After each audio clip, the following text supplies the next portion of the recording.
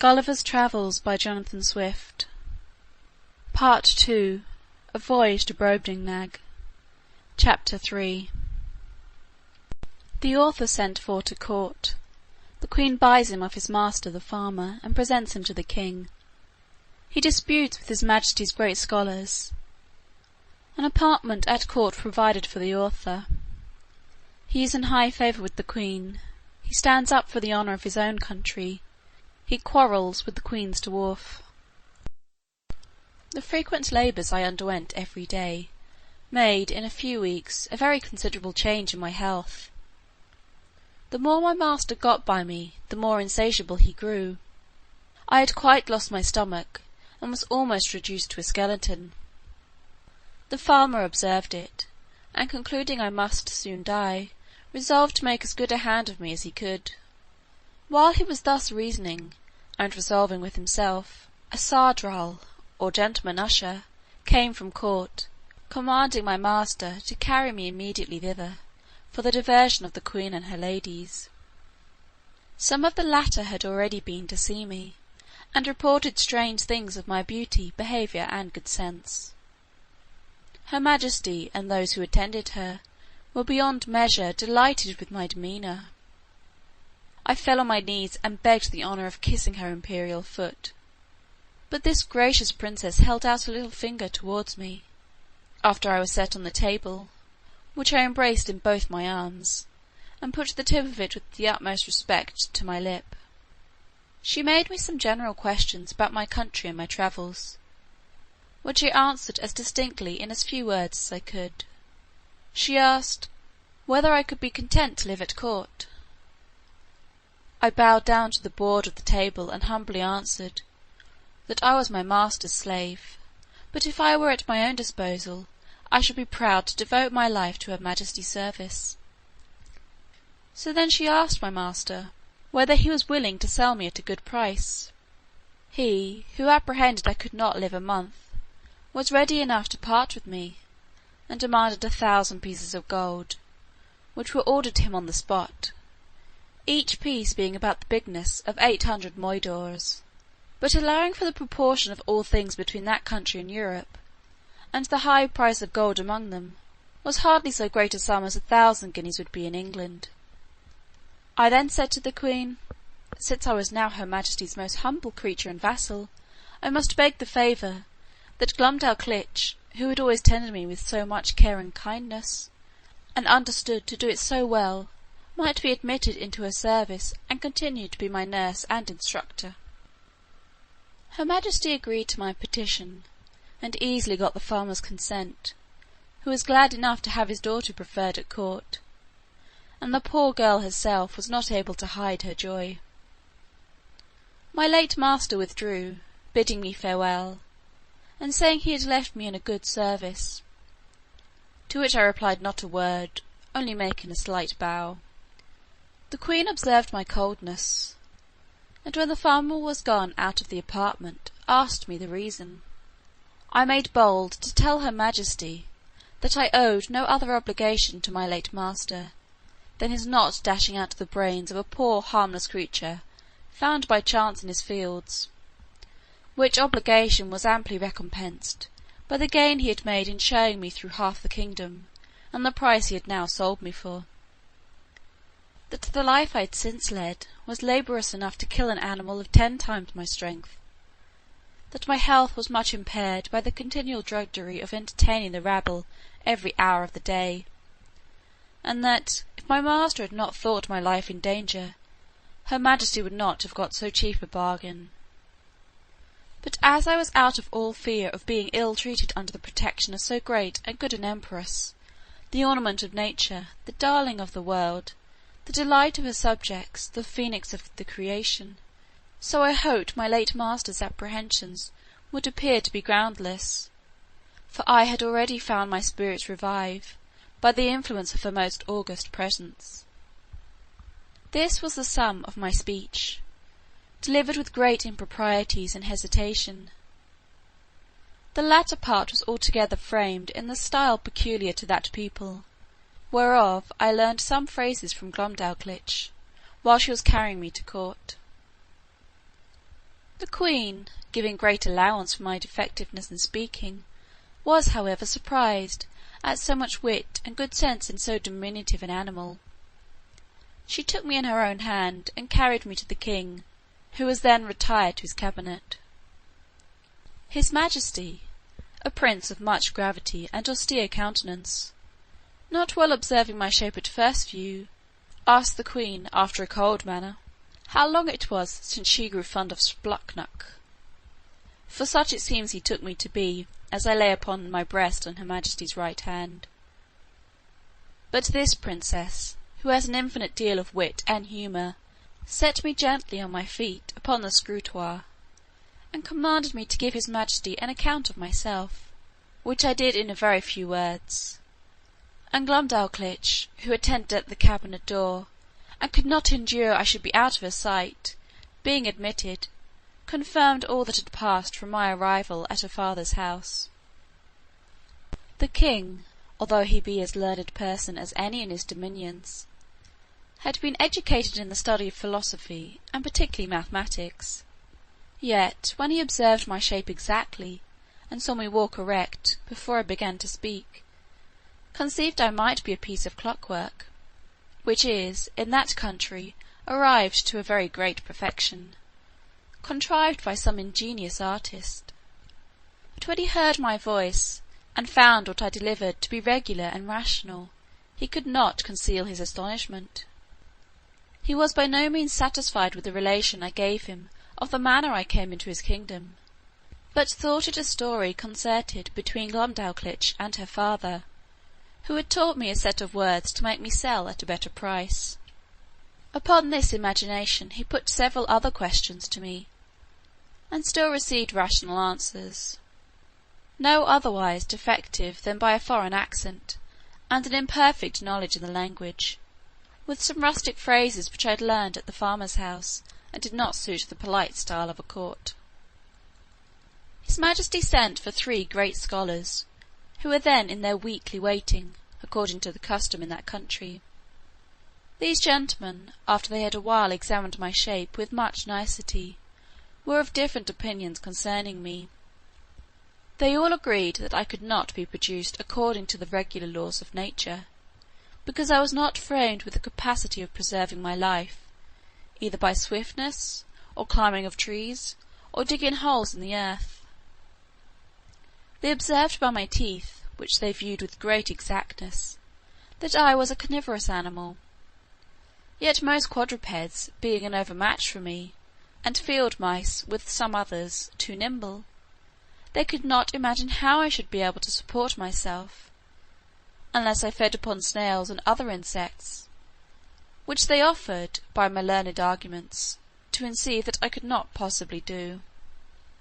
One of these virtuosi seemed to think that I might be an embryo, or abortive birth, but this opinion was rejected by the other 2, who observed my limbs to be perfect and finished, and that I had lived several years, as it was manifest from my beard, the stumps whereof they plainly discovered through a magnifying glass. They would not allow me to be a dwarf, because my littleness was beyond all degrees of comparison, for the queen's favourite dwarf, the smallest ever known in that kingdom, was near 30 feet high. After much debate, they concluded unanimously that I was only Rel Plumskullcath, which is interpreted literally Lusus Naturae, a determination exactly agreeable to the modern philosophy of Europe, whose professors, disdaining the old evasion of occult cases, whereby the followers of Aristotle endeavoured in vain to disguise their ignorance, have invented this wonderful solution of all difficulties, to the unspeakable advancement of human knowledge. After this decisive conclusion, I entreated to be heard a word or 2. I applied myself to the king, and assured his Majesty that I came from a country which abounded with several millions of both sexes, and of my own stature, where the animals, trees, and houses were all in proportion, and where, by consequence, I might be able to defend myself, and to find sustenance, as any of his Majesty's subjects could do here, which I took for a full answer to those gentlemen's arguments. To this they only replied with a smile of contempt, saying, that the farmer had instructed me very well in my lesson. The king, who had a much better understanding, dismissing his learned men, sent for the farmer, who by good fortune was not yet gone out of town. Having therefore first examined him privately, and then confronted him with me and the young girl, his majesty began to think that what we told him might possibly be true. He desired the queen to order that a particular care should be taken of me, and was of opinion that Glumdalclitch should still continue in her office of tending me, because he observed we had a great affection for each other. A convenient apartment was provided for her at court. She had a sort of governess appointed to take care of her education, a maid to dress her, and 2 other servants for menial offices. But the care of me was wholly appointed to herself. The queen commanded her own cabinet maker to contrive a box, that might serve me for a bedchamber, after the model that Glumdalclitch and I should agree upon. This man was a most ingenious artist, and according to my direction, in 3 weeks finished for me a wooden chamber of 16 feet square and 12 feet high, with sash windows, a door, and 2 closets, like a London bedchamber. The board that made the ceiling was to be lifted up and down by 2 hinges, to put in a bed ready furnished by her majesty's upholsterer, which Glumdalclitch took out every day to air, made it with her own hands, and letting it down at night, locked up the roof over me. A nice workman, who was famous for little curiosities, undertook to make me 2 chairs, with backs and frames, of a substance not unlike ivory, and 2 tables with a cabinet to put my things in. The room was quilted on all sides, as well as the floor and the ceiling, to prevent any accident from the carelessness of those who carried me, and to break the force of a jolt when I went in a coach. I desired a lock for my door, to prevent rats and mice from coming in. The smith, after several attempts, made the smallest that ever was seen among them, for I have known a larger at the gate of the gentleman's house in England. I made a shift to keep the key in my pocket of my own, fearing Glumdalclitch might lose it. The queen likewise ordered the thinnest silks that could be gotten, to make me clothes not much thicker than an English blanket, very cumbersome till I was accustomed to them. They were after the fashion of the kingdom, partly resembling the Persian and partly the Chinese, and are a very grave and decent habit. The queen became so fond of my company that she could not dine without me. I had a table placed upon the same at which her majesty ate, just at her left elbow, and a chair to sit on. Glumdalclitch stood on a stool on the floor near my table, to assist and take care of me. I had an entire set of silver dishes and plates, and other necessaries, which, in proportion to those of the queen, were not much bigger than what I have seen in a London toy shop, for the furniture of a baby house. These my nurse kept in her pocket in a silver box, and gave me at meals as I wanted them, always cleaning them herself. No person dined with the queen but the 2 princesses royal, the eldest 16 years old, and the younger at that time 13 and a month. Her majesty used to put a bit of meat upon one of my dishes, out of which I carved for myself, and her diversion was to see me eat in miniature, for the queen, who had indeed but a weak stomach, took up, at one mouthful, as much as a dozen English farmers could eat at a meal, which to me was for some time a very nauseous sight. She would crunch the wings of a lark, bones and all, between her teeth, although it were 9 times as large as that of a full-grown turkey, and put a bit of bread into her mouth as big as 2 12-penny loaves. She drank out of a golden cup, above a hogshead at a draught. Her knives were twice as long as a scythe, set straight upon the handle.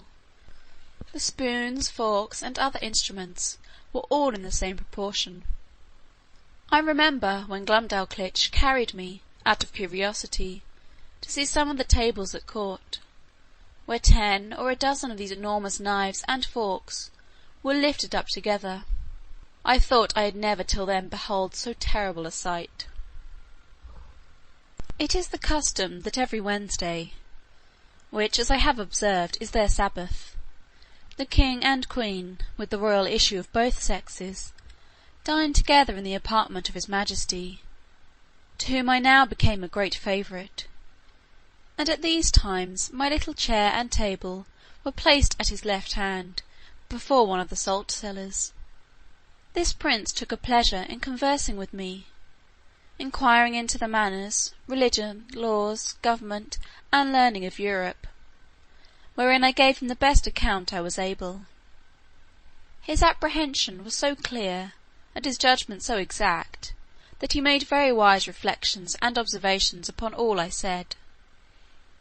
But I confess, that after I had been a little too copious in talking of my own beloved country, of our trade and wars by sea and land, of our schisms in religion, and parties in the state, the prejudices of his education prevailed so far, that he could not forbear taking me up in his right hand and stroking me gently with the other, after a hearty fit of laughing, asked me, whether I was a Whig or Tory.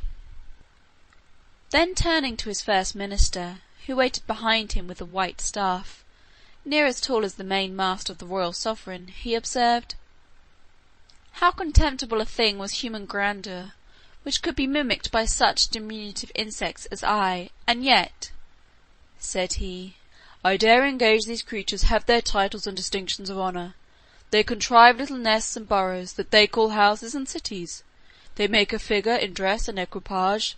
They love, they fight, they dispute, they cheat, they betray." And thus he continued on, while my colour came and went several times, with indignation to hear our noble country, the mistress of arts and arms, the scourge of France, the arbitress of Europe, the seat of virtue, piety, honour, and truth, the pride and envy of the world, so contemptuously treated. But as I was not in a condition to resent injuries, so upon mature thoughts I began to doubt whether I was injured or no.